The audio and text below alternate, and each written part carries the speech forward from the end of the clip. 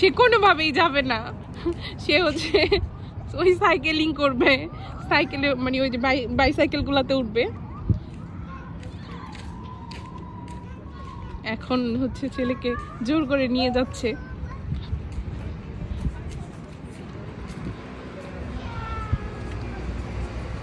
পাপা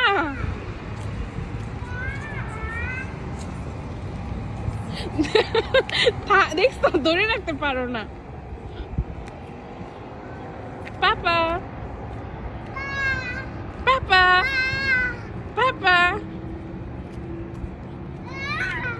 ইয়ে, তুমি তুমি উঠতে চাও? তোমাকে কিনে দিব বাবা, আর একটু বড় হও।